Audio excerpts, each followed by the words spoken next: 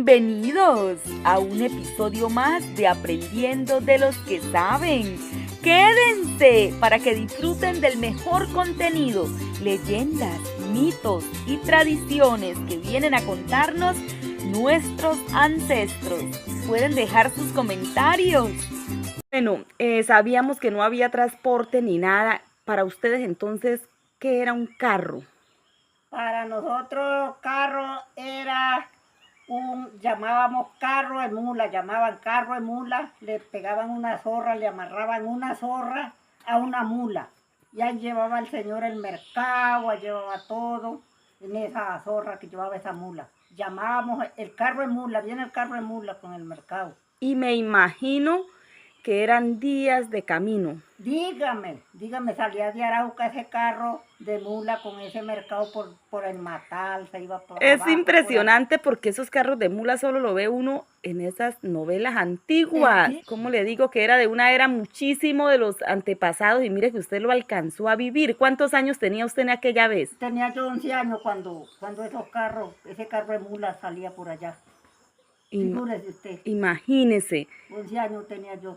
De los tiempos de antaño. Sí. Y en aquella vez se comía igual que ahora, habían las mismas comidas o que no había. La harina que llama uno ahorita, harina pan que llama uno. Ahorita esa vez era maíz trillado, pilado, lo pilaba uno en un pilón, le sacaba el nepe y para prepararlo para los tungos, para las arepas. Prácticamente todo lo hacían ustedes mismos, ¿sí? Nosotros mismos, sí.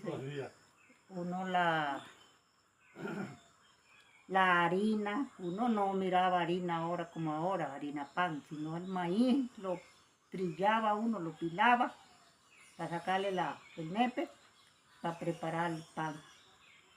Señora Mima, ¿y para ustedes qué impresión sentían cuando ustedes miraban ese carro? Porque uno de niño en un centro de Sabana, donde vive aislado de toda civilización prácticamente en aquella época, y la panela para uno cuando estaba niño eso era lo máximo. No, Dianita, nosotros cuando mirábamos ese carro era una alegría, gritábamos, ¡ay, que viene el carro con la panela, viene el carro de mula! Eso nos abrazábamos alegres, la alegría porque llegaba el carro con la panela.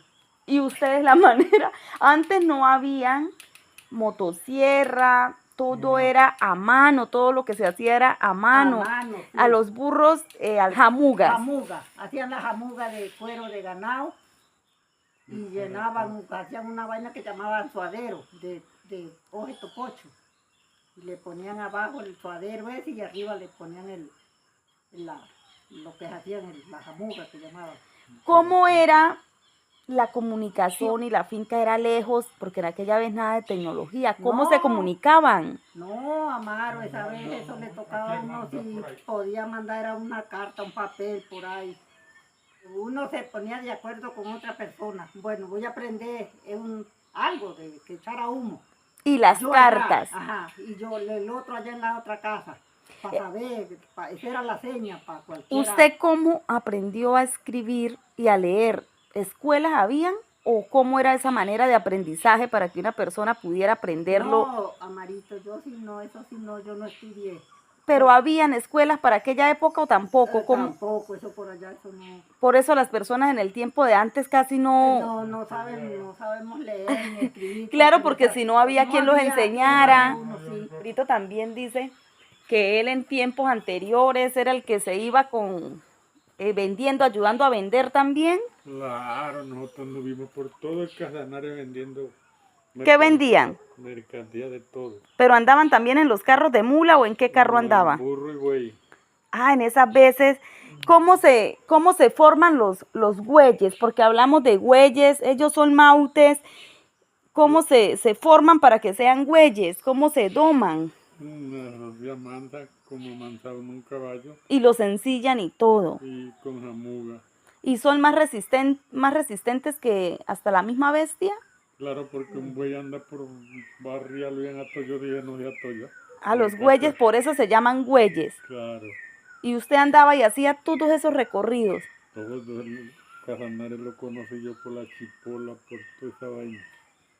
Con mi papá vendiendo mercancía de todo. Hasta de hilo y aguja y esa vaina. Imagínese usted. Y también se echaba los tragos, Dígame. porque llanero que no tomara y que no fuera parrandero no es Mi papá llanero. lo echaba, yo era que cuando salía con él por ahí, tenía 11 años.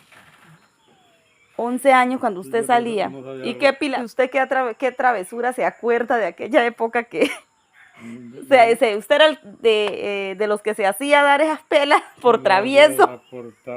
De cambimbero. Yo la robé porque se la saqué a la gente de la... ¿Y cuántos de años pronto recuerda usted que tenía? Pero como allá las hermanas mías sabían toditas que a mi papá no le gustaba eso. Y Cándida me vio, una que se llamaba Cándida. Me vio cuando estaba sacando la vainilla, no dijo nada y se quedó calladito.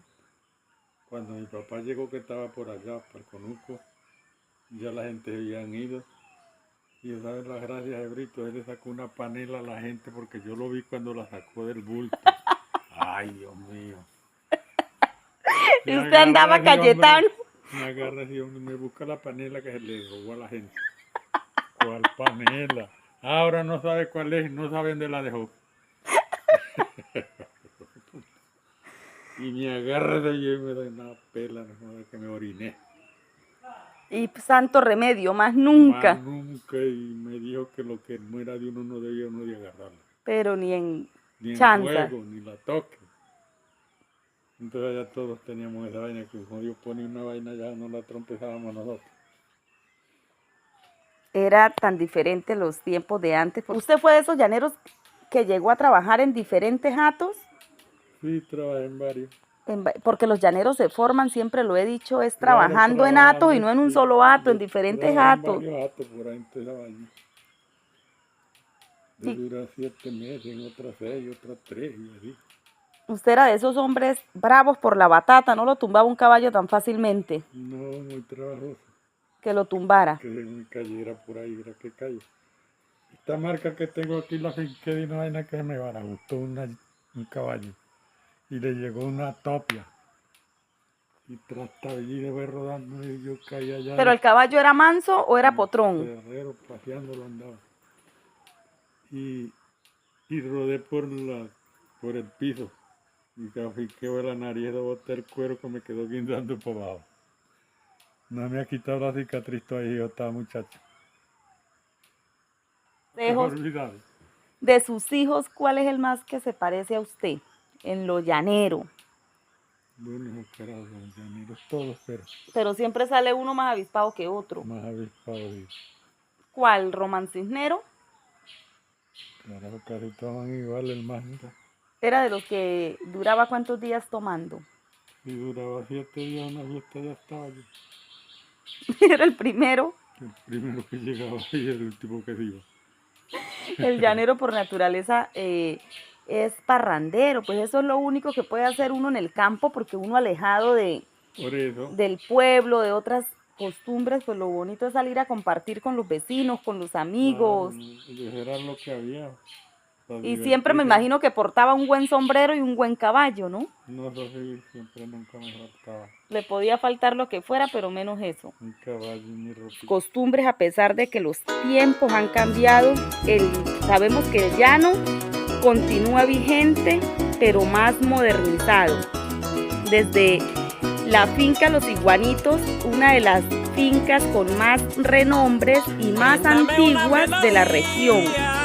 Una finca donde nacieron prácticamente todos los hermanos Cisnel, todavía se conserva en adobe. Una finca que todavía conserva su estructura en adobe, así que ustedes la miran así, pero esto es adobe. Anteriormente todas las fincas, quedan pocas porque como les digo ya las han venido pues algunos modernizando, pero está empañetada, pero esto aún es adobe. Una de las fincas con más renombres, incluso mis seguidores en esta finca, cuando el guerrero del folclore, mire, vemos una bomba que ya no se ven, las bombas ya no se ven prácticamente en ninguna parte porque ya han llegado nuevos electrodomésticos que le han quitado pues la función ya a la bomba. De hecho, acá en esta finca Los Iguanitos fue donde estuvo el guerrero del folclor Jorge Guerrero en su época, cuando él hasta ahora estaba dando sus pininos, porque acá en esta finca es donde se realizaban las fiestas más grandes de la época, las fiestas más grandes de la región. Mire lo bonito que es el campo. Esta es la finca Los Iguanitos, una de las fincas más bonitas, con un paisaje donde se mantiene todavía presente la fauna silvestre. Acá podemos ver lotes de chigüires que son silvestres, se han cuidado muchísimo, por eso pues ellos nunca han dejado de existir.